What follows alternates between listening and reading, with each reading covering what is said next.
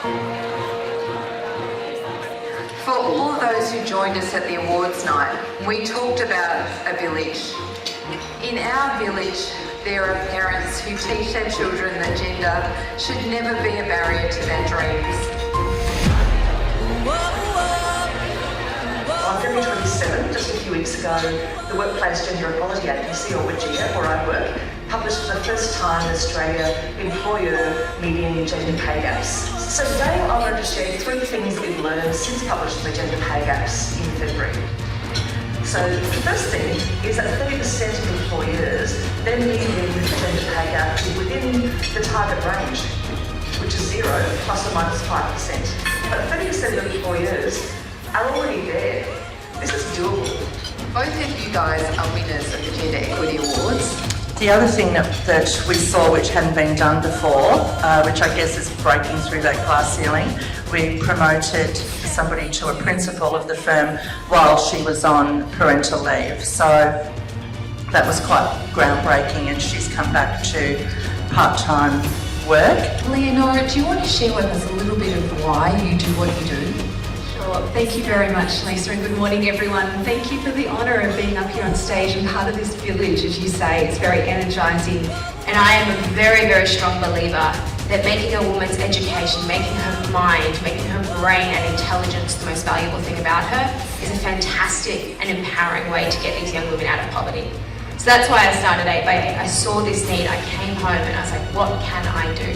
So I think my why is curiosity and not being satisfied with the current way that society is, and being part of that broader community trying to push for progress and justice.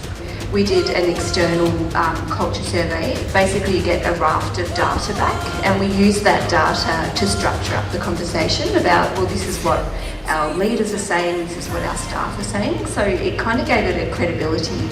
So that data-driven approach is very powerful.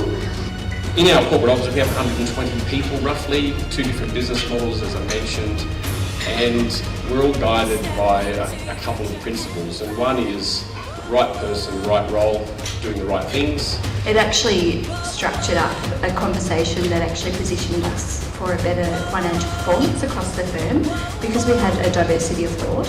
Our overall community, our culture, our office, if you're in that role, you deserve it. You're there because you earned it. You can do the role better than anyone because you are capable, no matter what your gender is. And that's how we operate. One really heartening piece of feedback we had is a young student recently gravitated towards economics in the last few years since WEN had been created. And she said to us, you know, I was watching the news and I just assumed that most economists were female because I just see all these female economists on the news now, and I'm like, that is success, because now her norm, what she sees is women belong. Attention preceded action that preceded improvements. So we already are in a really good moment. It's my pleasure to tell you that Recalibrate the Gender Equity Awards for 2024 are now open.